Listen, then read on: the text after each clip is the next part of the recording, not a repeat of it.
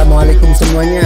Semoga kalian semua dalam keadaan sehat dan dilancarkan rezekinya. Amin ya robbal alamin.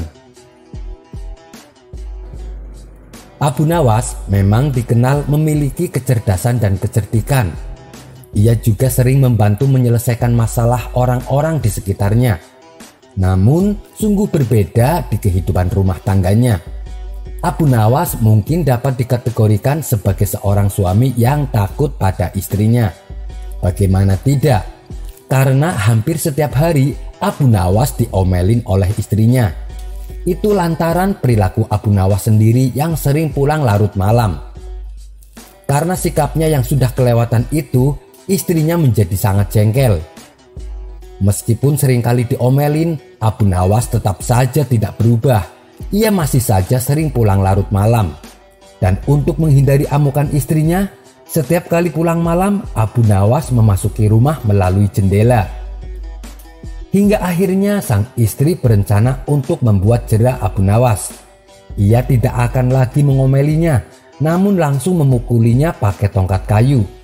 Sang istri berharap dengan cara itu Abu Nawas menjadi kapok. Singkat cerita, di malam yang larut Abu Nawas belum pulang ke rumah. Sang istri tahu kalau Abu Nawas pasti akan masuk rumah dengan cara menyelinap lewat jendela. Ia pun sudah menunggu Abu Nawas dengan memegang pentungan kayu.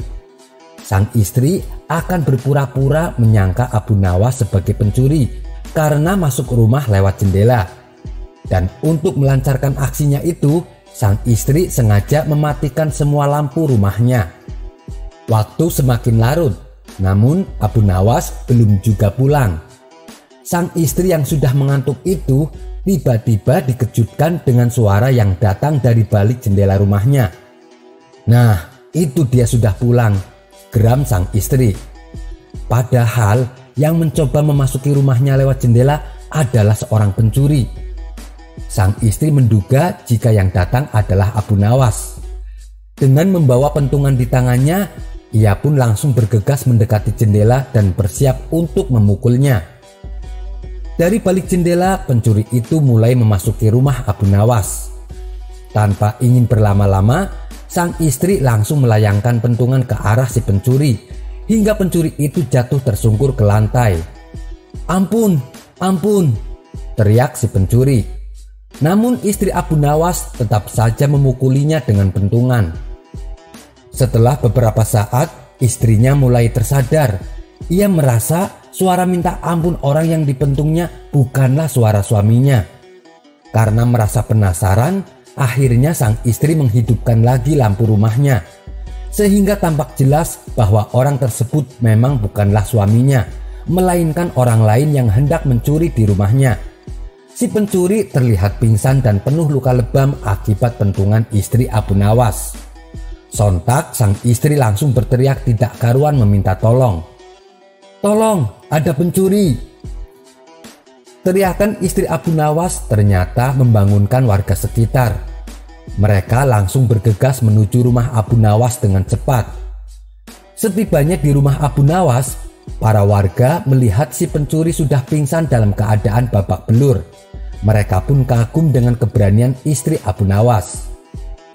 "Maaf, aku tidak bermaksud menyakitinya, apalagi sampai separah ini. Aku sudah keliru," kata istri Abu Nawas kepada warga yang datang. "Keliru? Keliru bagaimana maksudnya?" tanya salah seorang warga heran. "Tadi ia masuk melalui jendela. Aku kira itu suamiku yang sering pulang malam, makanya langsung saya pentung.